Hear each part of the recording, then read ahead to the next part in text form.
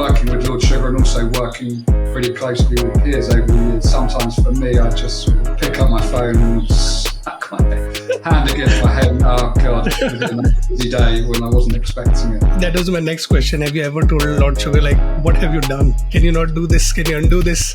Very high profile recent crisis situation that the world has seen was the situation with the Astronomer CEO being caught by the Coldplay camera. But then they did what I consider to be a genius move, which was to hire Gwyneth Paltrow. They branded her a temporary spokesperson. I think with any crisis, the key is being prepared. Information is power. The more you know in advance of what could potentially go wrong, the better placed you're going to be to deal with something if it does go wrong. Overall usage in PR, how do you see AI playing a bigger role in the next, let's say, 1 or 2 years? I think the biggest growth opportunity in PR for AI will come from search and the way people are using LLMs to search for brands and products and people. And in the same way, there was a sort of gold rush 7-10 years ago with Google and SEO. This episode is brought to you by Phyllo, the universal solution for social media background checks and influencer vetting. If you work in background verification, brand reputation, image building, public relations, or influencer marketing, you know how crucial fast and reliable background screening is. With Phyllo Social Screening, you can run AI-powered social media background checks in just 15 minutes, spotting red flags, news mentions, and adverse media across platforms. Trusted by leaders like Global Background Screening, Gigan, Prembly, and Essential Screens, Phyllo Social Screening helps you save millions of dollars in crisis management. Check out the link in the description to book a demo today. Hi everyone, this is Shubham Tiwari. I'm the Associate Director of Content Marketing and Socials at Phyllo. This is Season 2 of Impulse. We're still ranking number 1 on podcasts and influencer marketing.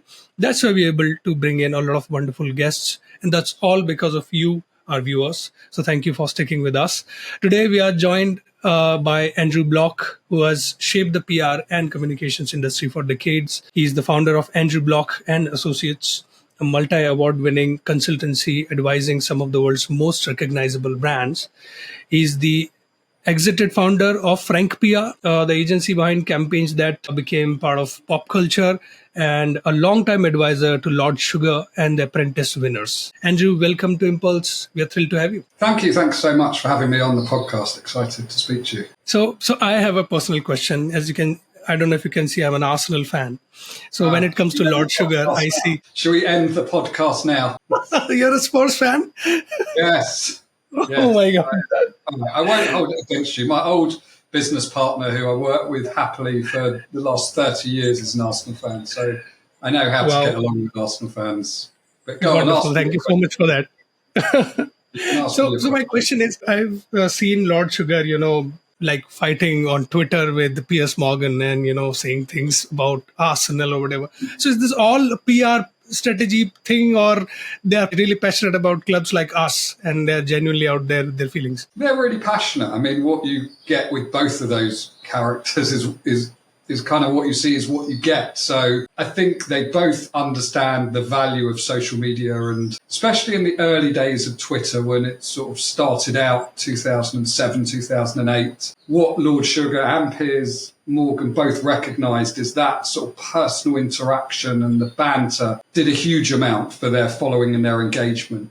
So they're kind of, I guess they're playing up a little bit, that kind of pantomime villain type personalities, but it comes from their heart. They mean what they say. They're both, Lord Sugar, passionate Spurs fan, Piers Morgan, passionate fan. It's genuine. It's not, no one's writing what they're saying for them. It's them. It's authentic. And I think that's why it works. And I think especially in the early days of social media, there was this fascination that you could follow people that you admired, that were high profile, and you could get an insight into how they think. And both Piers and Lord Sugar both know how to promote themselves, their businesses, their interests on social media, but they also recognise you've got to add value and entertain. And I think no one could have really estimated, early on how much interaction their personal banter would have. And, they've been through good times, bad times. They had a real falling out during sort of COVID, nothing to do with football, but to do with their beliefs on politics and what was going on in the world at that moment in time. It was a proper fallout, and people were upset. They missed that interaction, and eventually they kind of kissed and made up and got back together a couple of years later. But yeah, people love the rivalry, and it's genuine and it's real. And sometimes one or the other of them will push it a little bit too far because they're both competitive and they both like to win and they both like to have the last word. So it's an entertaining combination. And as they're, working with Lord Sugar and also working pretty closely with peers over the years, sometimes for me, I just sort of pick up my phone and smack my hand against my head and, oh God, it's been a busy day when I wasn't expecting it. That was my next question. Have you ever told Lord Sugar, like, what have you done? Can you not do this? Can you undo this? Sometimes. I mean, look, he's a prolific user of X. Probably slowed down a bit like a lot of people in the last year or so, but it's addictive. And I think, he got the dopamine hit the same as we all do. But sometimes you forget, you've got your phone in your hand and you're tweeting the first thing that comes into your head without really thinking through the consequences. And, he's got an audience of over 5 million people on that platform. It's a powerful medium for him. And yeah, he's made mistakes. He's largely through humor. He's tweeted things that he thinks are funny and maybe they're politically not correct. It doesn't take a lot to upset people on social media. And when you've got someone like him with a big voice, big personality, he can push things too far and he's overstepped the mark and he's made mistakes. And, I think he's learned from them like any good business person. You learn from your mistakes, and he has done. Wonderful. Influencer marketing, in a way, is deeply or closely, connected with PR nowadays. Yes. Because what influencers do can, trigger PR disasters, or they can be very successful also. So looking at, these people, like, I don't know if you've worked with creators before, you can tell us. Creators all the time. Yeah. So what is your experience when it comes to, giving them second chances? Because I think 10 years back, there was this trend that if you have written something, you're a, football fan, if a footballer has tweeted something like 10 years back, he has to answer now, or he has to be out of the team. Thankfully, that's not happening now. But how do you look at that kind of scenario when things from the past are suddenly brought to the present? Yeah, it's interesting. I mean, I think, look, for any brand that's going to associate themselves with a creator, an influencer, a celebrity, you have to look at their past history. You have to do your due diligence. You have to assess the risks of aligning your brand with that person. And yeah, we are in an era where we kind of lack forgiveness, and it's a sort of pile-on culture, and can be very, very difficult for talent when something sort of gets whipped up into an internet frenzy, and it's hard to control from a PR point of view. Very, very hard to put a cap on things. So you have to understand what you're getting involved with in the first place. And of course, there's, different levels of involvement with a creator, with an influencer, with talent. And there's a big difference between sort of doing a multi-year, multi-million pound endorsement versus a one-off post or a one-off, interaction project. So assessing the risk is a big part of what a good PR person will do. And they use a combination of software and human intelligence to look at someone's past, look at what could potentially go wrong. Doesn't mean you don't enter into a relationship, because we've all done and said stupid things over the years, but it's being prepared for what could come out and having a suitable response and a defense if it does. But brands know what they're doing. You only have to look at someone like Adidas and Kanye West to see the damage that can be done when someone goes off the rails and they're aligned to your brand. It cost Adidas multi-millions, if not billions of pounds, but via, aligning themselves to him. They also made a ton of money in the process in the good times. Right.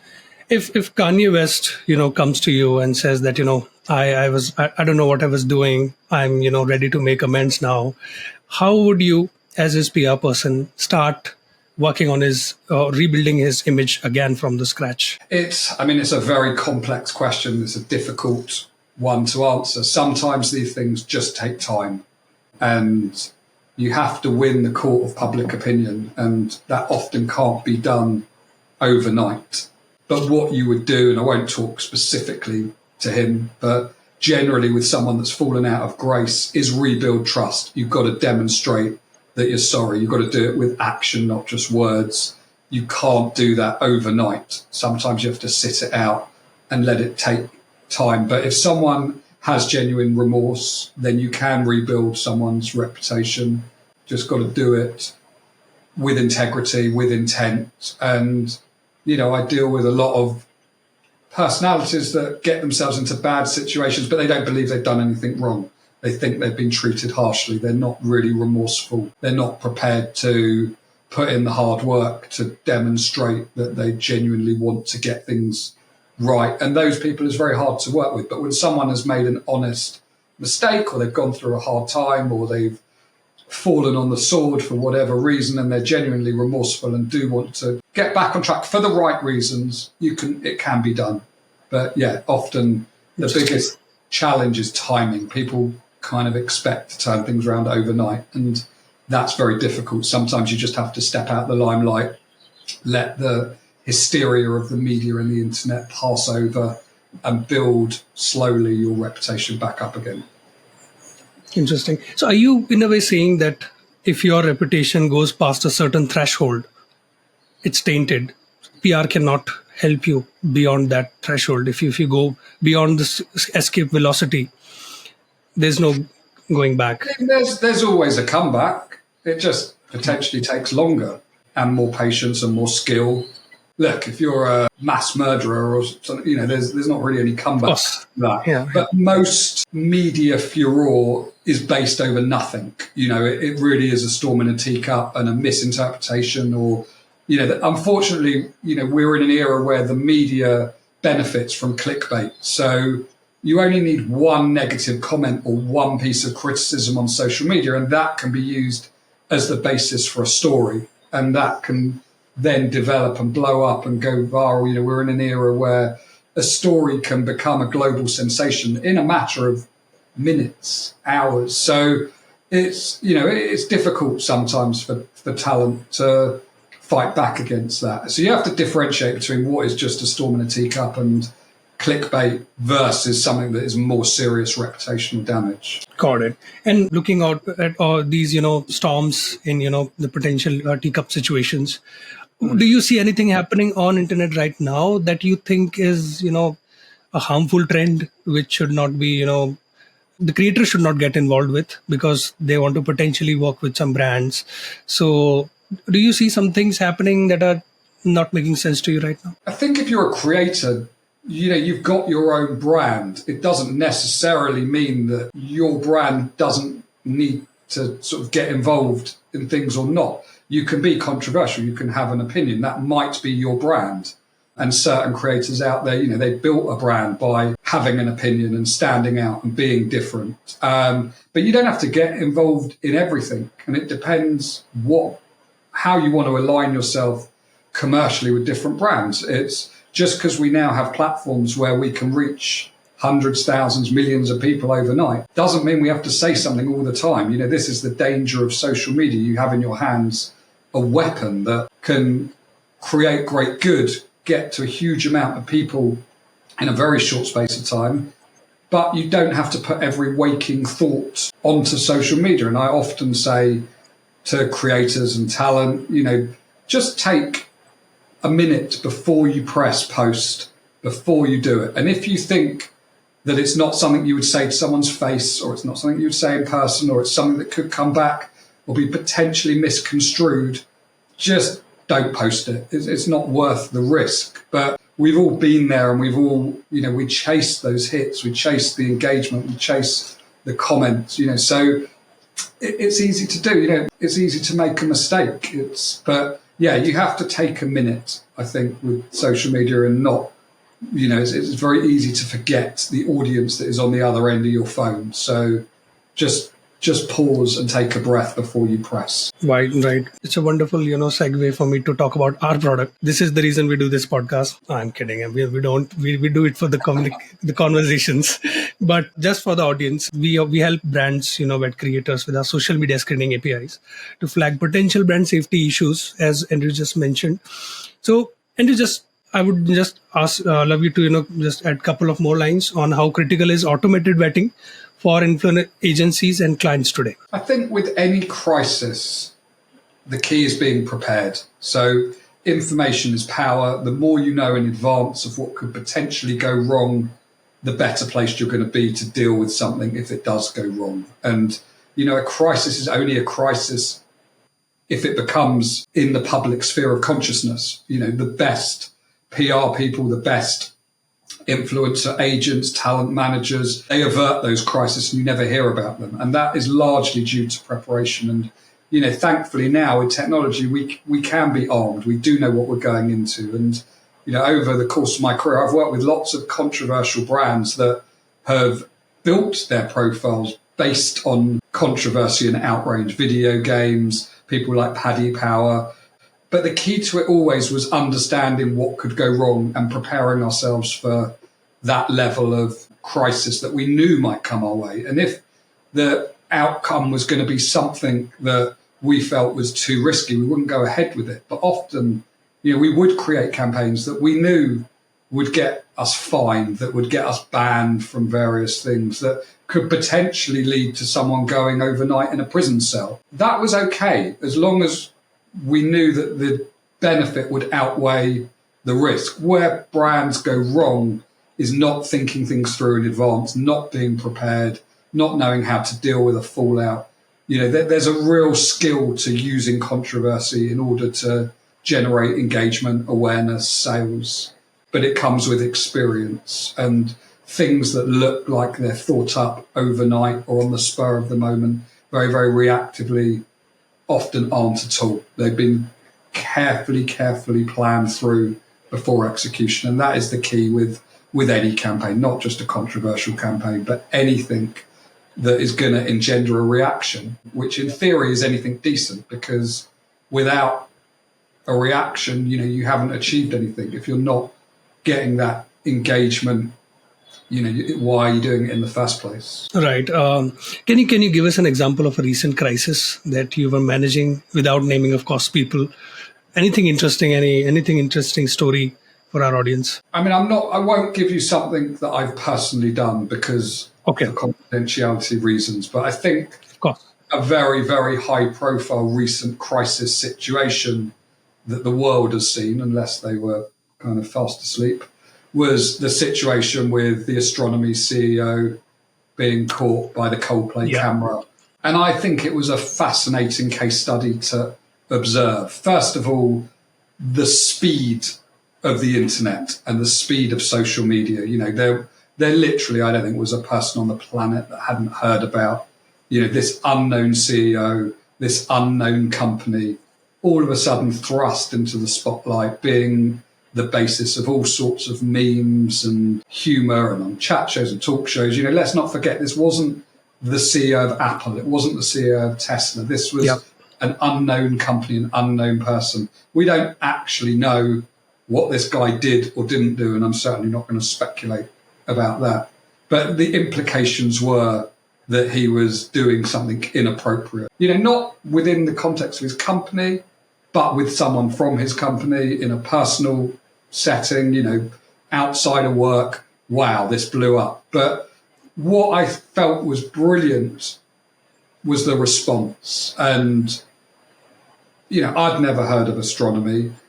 Obviously, my interest was piqued and I researched what they did, and as did lots of people. But then they did what I consider to be a genius move, which was to hire Gwyneth Paltrow, the ex. That was amazing. Of Chris Martin from Coldplay's, brought her in. I think they branded her a temporary spokesperson, and essentially what they did was they changed the narrative. They utilised that awareness in their company, tried to turn it into something beneficial. They used humour to avert, quite a serious situation. Imagine being in Astronomy and your CEO and your head of HR suddenly, left the company. Everyone's talking about it. The company internally must have been in disarray. But, they're a young, agile tech company. They acted with humour. They played right back into the meme culture of the internet. Some people criticised it, said it was disrespectful, said it was, whatever. But I felt it was it's a great lesson that corporate communications doesn't necessarily need to be corporate. We're all human beings. We can all empathise with that situation. We can all speculate about it. We can talk about it over the dinner table and whether we think it was an overreaction and, a whole load of nonsense. But they dealt with it in a great way. And they, as a result, I think they've come out of a crisis in credit. And that's what any good crisis person will try and teach you how to do. How do you come out of a bad situation in a better place? And you look at some of the most famous and successful crisis scenarios in history, and they've done that. Another favourite of mine was several years back, but when KFC ran out of chicken, and it was to do with one of their suppliers letting them down. But as a result, you couldn't go into a KFC and order a family bucket. Being such a cult brand, so steeped in culture, the internet was up in arms and everyone was, having a go at KFC. And they responded with a brilliant advert that was a play on the KFC initials, FCK. And they sort of said, "We've mucked up and we're sorry." And it was done, I think the ingredients from that were honesty, humour, and a bit of humility. And I think using those three values, what they did was people understood it. And rather than go up against KFC, their reaction was feeling like, I feel a bit sorry for these guys. What a nightmare situation. They've been let down by a supplier. It's not their fault. They said, "We don't have all the answers. We're trying to deal with it.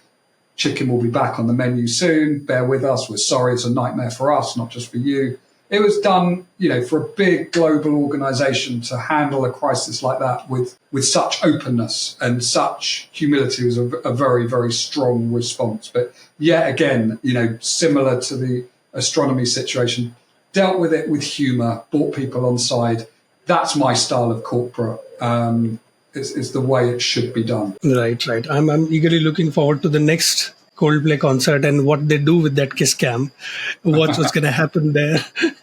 People will be, of course, ready for the attention. But are you saying that Astronomer is in a much better position now because everyone knows it? And being a content marketer myself, I care about the branded traffic coming from Google. People are looking for Astronomer and learning about the company. So do you think they're happy, the stakeholders? Not the CEO, of course. It's a complex question. What they've done is they've increased awareness on a level that no one could ever dream of. The value of the earned media they generated was, vastly in excess of what any company could ever afford to pay for. So the question now is, how do they convert that awareness into impact and business objectives? Clearly, and I don't know this company, I don't know how good this CEO was or what, there's disarray within the company. They'll have reappointed, they've strengthened their management team as a result of it. The real question is, can you convert those impressions into something meaningful? And I think we can, with social media, get a bit blindsided by impressions. Really, 1 million impressions means zero if you haven't made an impression. Yep. And so the real question is, will that awareness convert into their business objectives? And I think it's too early to tell. But, what an advantage they've had out of that crisis. What an incredible situation to be a name that no one's heard of. I mean, look, if they were a soft drinks company or any other sort of form of consumer FMCG goods, I think the impact overnight would have been exponential. Yeah. But in this instance, it's slightly confused because it's a B2B company.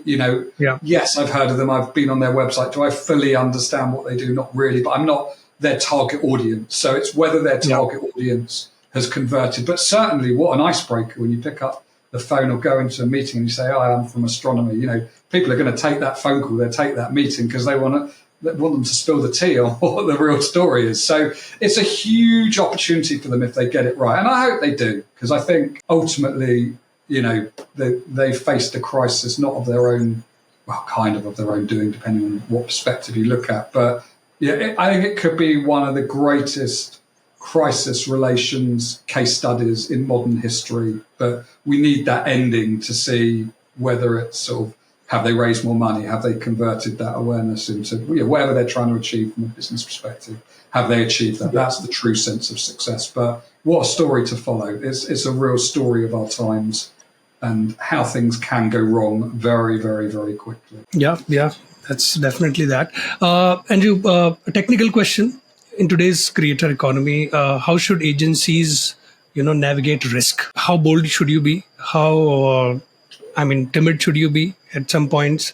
Let's say you're consulting, a big CEO of an FMCG brand.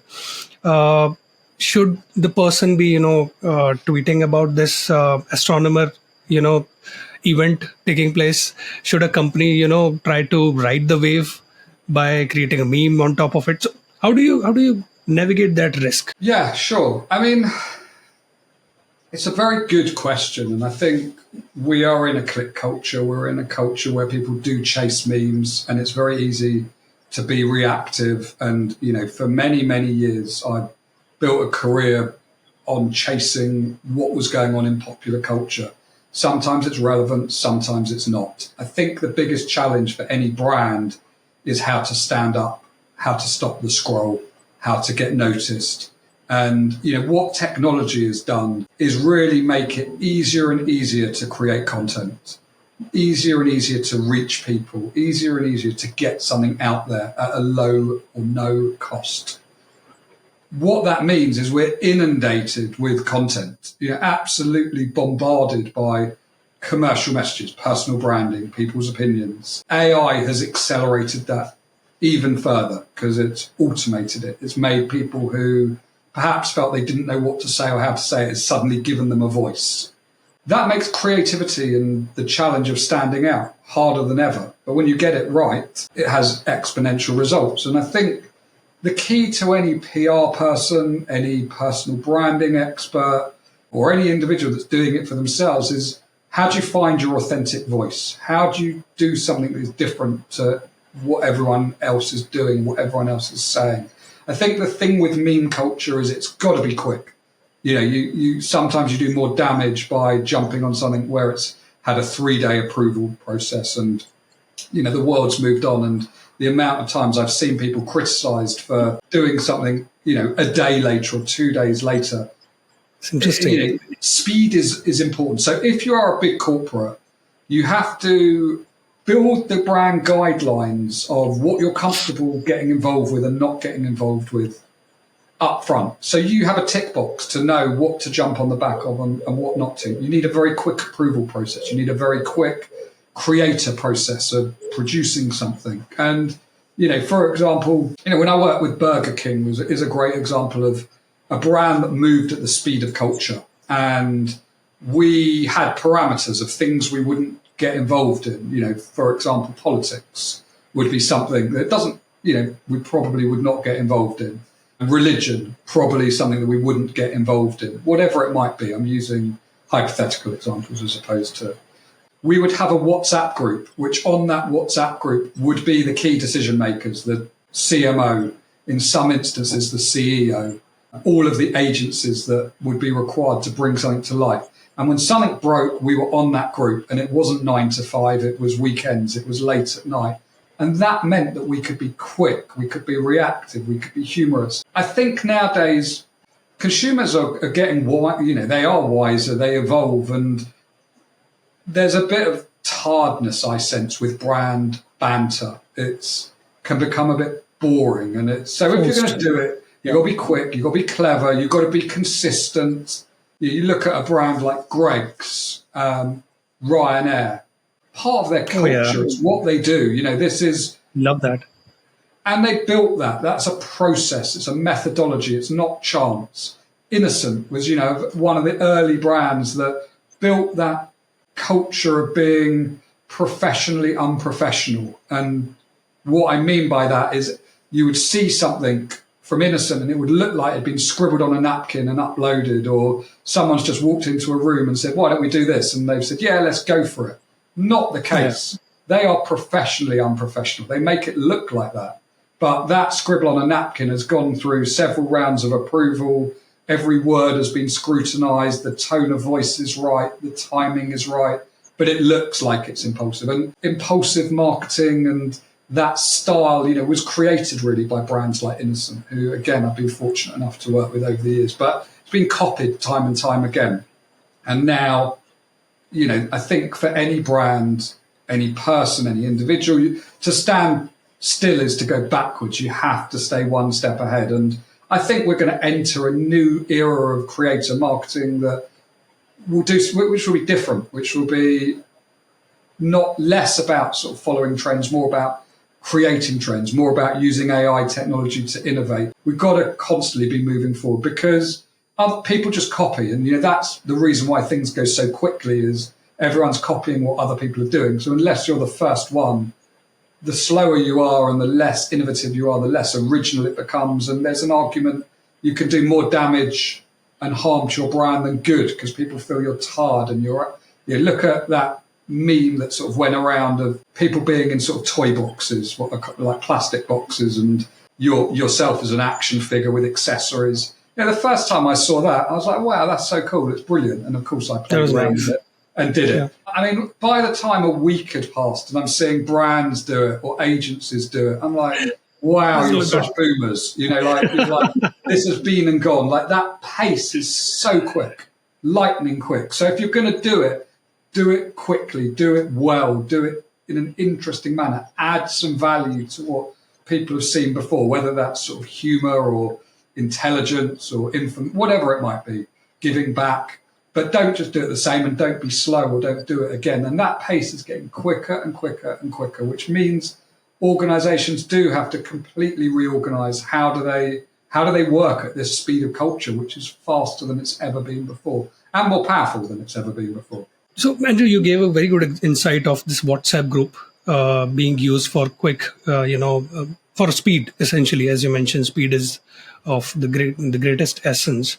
So, how much time do you take in, let's say, making a decision on that WhatsApp group? Something is proposed, you take a decision on the same day or same hour? What are we talking about? Ideally, it depends. And it depends on how hard you're going in on something. But, if something breaks on the internet, it's going to be in the traditional media the next day. It's going to be in the news the next day. You want to be part of that story.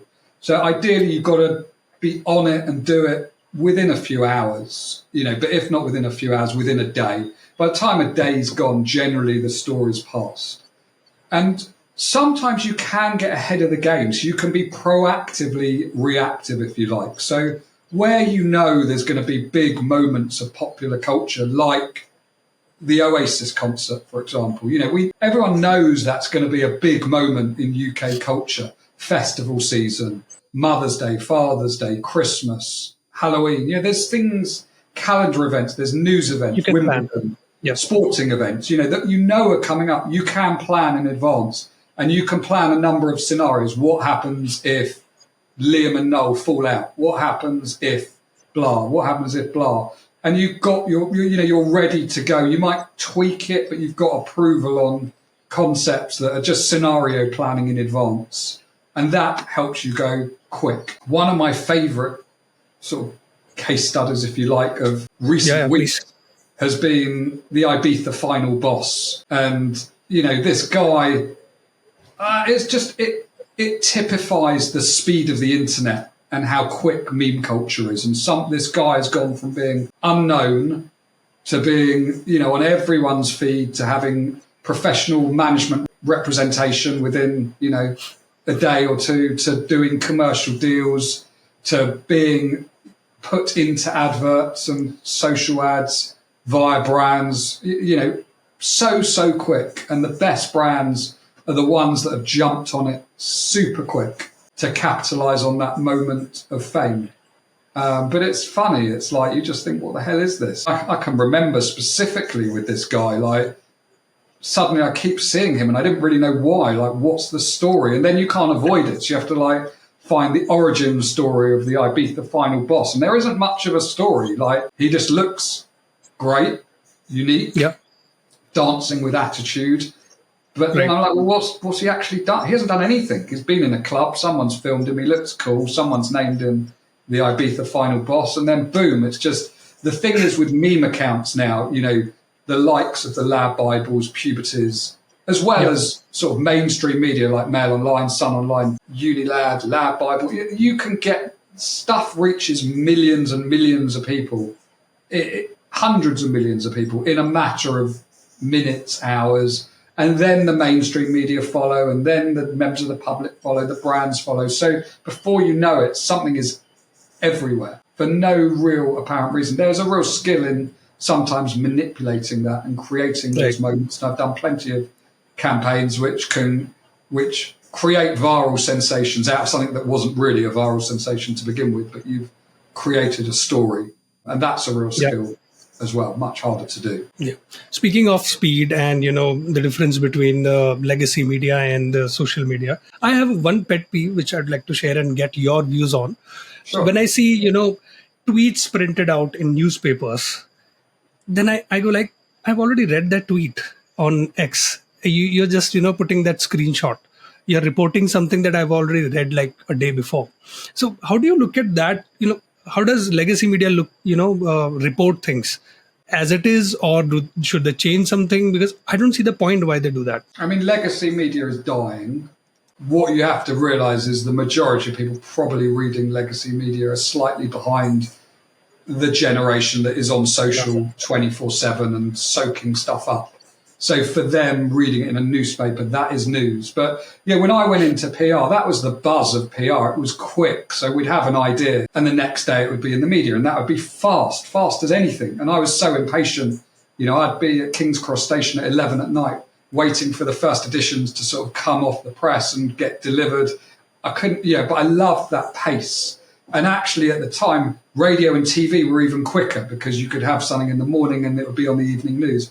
Now with social, the pace is, we could create something together now. It could be global within 5 minutes with the right strategy, the right media buying. Even if it, without media buying, we could still get it global within.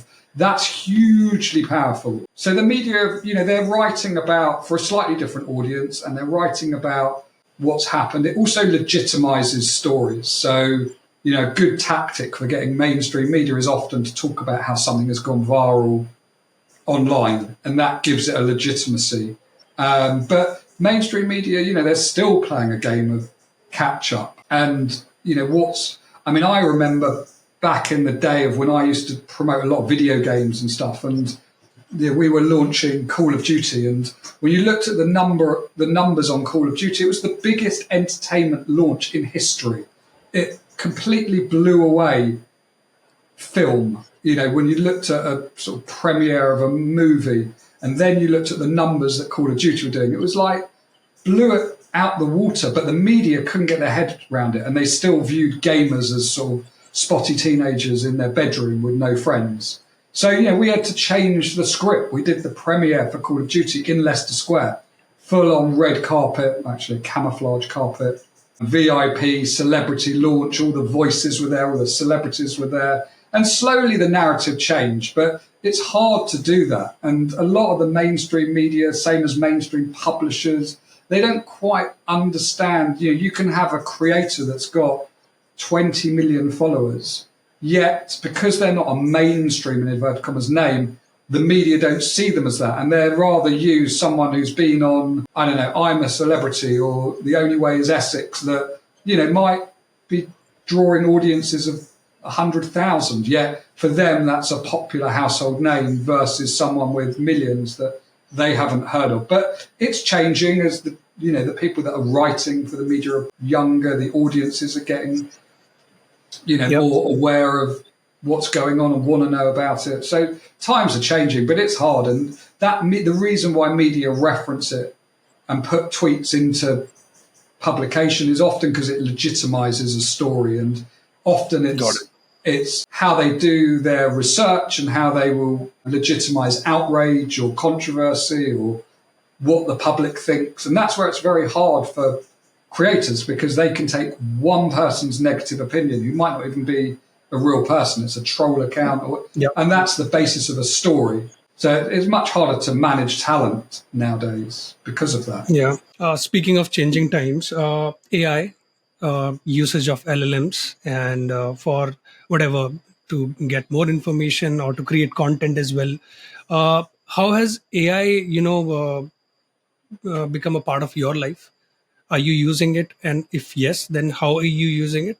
And do you see it like overall usage in PR? How do you see AI playing a bigger role in the next, let's say, 1 or 2 years? I mean, AI is moving at a pace that it can't be ignored, and it's not a threat; it's an opportunity. But where it is a threat is if you don't get your head around it and you don't understand how to use it. So there's all sorts of ways that I've built an agency network called Stacked, which is completely built from the ground up with AI at the heart. So it's using AI to get rid of some of the sort of mundane process-based tasks so that more time can be spent on creativity and adding value to clients. But it's also used in a whole host of other ways, where I think the biggest growth opportunity in PR for AI will come from search and the way people are using LLMs to search for brands and products. And people, in the same way there was a sort of gold rush 7-10 years ago with Google and SEO and companies helping people get higher up in search rankings, that same rush is going to happen with brands, people, services wanting to know how to develop a stronger presence via LLM. And even now, Google has now introduced an AI search. It's mainstream and it's moving at a pace. But the way that brands and people and products show up on AI is very different to how they show up via SEO. And the real opportunity is for PR is that PR understands the storytelling aspect and the mechanisms to get brands and products involved within stories, within recommendations, get them higher up on AI. For executives, it's about getting a consistent narrative for what they want to be known for. And it's a fascinating exercise. You Google yourself and then do it via ChatGPT and look at the difference. The key for PR is understanding how to influence that. Of course, there's a whole creative side as well. I mean, I use it probably like the majority of people to help tighten up proposals or check my grammar or tweak things. It can make some very sort of mundane tasks a lot quicker, but that's not the exciting area. The exciting area is, for me, is where businesses can sort of capitalize on it. Exactly. And it's emerging fast. So, but yeah, you've got to, I think any brand needs to get their head around AI, the power of AI, where it can take them, for sure. Yeah, you're right about, the business impact being the exciting part, because we have, a product called social listening product. So how brands are being mentioned in media, you're basically spotting trends, opportunities early and trouble. And it's one of the standout products that we have. So we are excited that our direction is also validated with AI. Finally, let's speak about Andrew Bloch and Associates. You run a lean, high-impact consultancy after years of running a large agency. So first, my question is, why this change? And secondly, how do you see, the model that you work with, particularly with brands? How have your, let's say, processes changed with this shift? Sure. Well, I had 20 great years building an agency. Fortunate enough to have huge success. The agency is still very successful, so but it's not my story to tell anymore. I got to 20 years. I wouldn't say I was bored. You can never be bored running an agency, but I had an entrepreneurial itch to scratch. So I stepped back, went into a non-exec role, and I formed Andrew Bloch and Associates, which is a consultancy.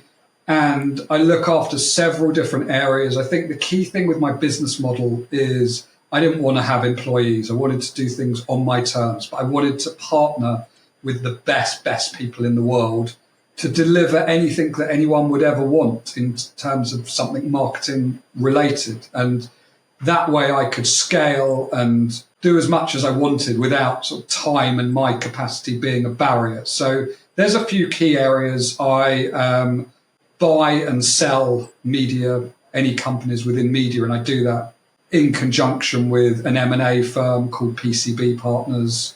I help big brands find the right agencies, PR, social content influencer agencies, and I do that via AAR, which is a management consultancy that specializes in marketing services. I've invested in agencies and businesses that I believe in. So Stacked is a boutique group of agencies in PR, social content, influence, web design. It's also got a platform that brands can hire freelancers using AI, the best in the business. I've got a talent business called Big Dog Talent, where we work to place creators, influencers, celebrities with brands or TV companies for campaigns, and we negotiate and do the best deals for talent. I sit on the board of several companies, helping advise them on growth, on marketing, moving forward. And then with my spare time, I like to help out a range of different organizations, charities on a not-for-profit basis. So people like the School of Communication Arts, the School of Marketing, the King's Trust, and a few amazing charities. One that I'm working heavily with at the moment is Grief Encounter, which helps support families that have sadly suffered from bereavement of children, helping them deal with loss and the burden that they carry from that. So I keep myself busy, but I'm enjoying life. I've had the best 5 years of my life, I think, professionally, since starting out on my own. But I'm not really on my own. I'm always with other people. Wonderful. Andrew, couple of last rituals that we make our guests go through. You have to give us a book recommendation, first of all. It can be your all-time favorite or something that you might be reading right now. Wow. I'm going to say a client of mine, Simon Squibb. I'm a PR person, so I'm always going to promote my clients. He's the guy on TikTok that says, "What's your dream?" I've worked with him for the last 5 years to help develop his brand.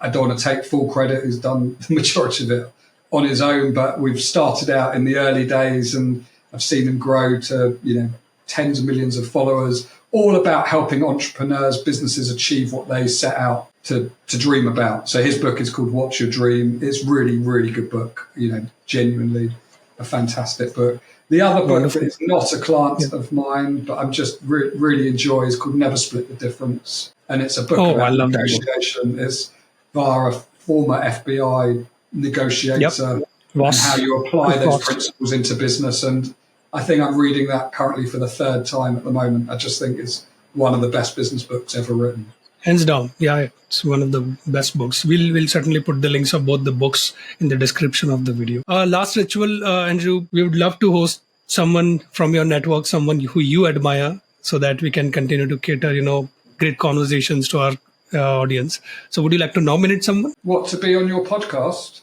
Yeah. Wow, that's a good question. I mean, the first question is, did you enjoy the conversation enough so that you would like to? It's nice to talk about creator culture and some of the sort of the exciting things, but also how to mitigate the risks involved. I think it's still an area that people are trying to get their heads around. Big brands, asking me these sort of questions all the time. So it's nice to talk about it. I've really enjoyed it. For an Arsenal fan, you're not a bad bloke. In terms, I think someone who I would recommend would actually be Lizzie Earle, who's the CEO of Stacked, which is the company that I mentioned. She's, building these companies from the ground up with AI at the heart. And she's been doing that. The company's now a year, 18 months old, 4 or 5 different businesses within it. And she's much more on the coalface of running the campaigns, dealing with some of the stuff that we've talked about on a day-to-day basis. And she's a great CEO doing a fantastic job at the moment. So, I'm sure she'd be up for it.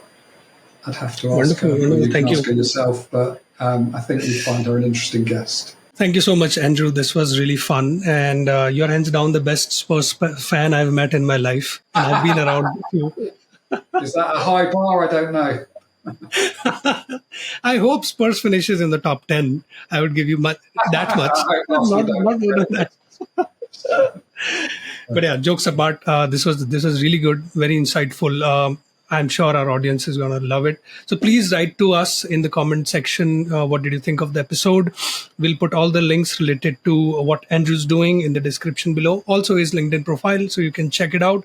Follow him there. And if you have any questions, you can directly reach out to him or get to us first. And yeah, thanks for watching the episode. We'll see you in the next one. Thank you.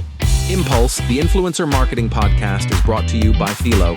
Phyllo is the easiest way to get access to authenticated creator data from hundreds of different platforms. To know more about Phyllo, visit getphyllo.com. That's get, PHYLLO.com. Also, make sure to search for Influencer Marketing Podcast in Apple Podcasts, Spotify, and YouTube Podcasts. And don't forget to click subscribe so you don't miss out on any future episodes. On behalf of the team here at Phyllo, thank you so much for listening.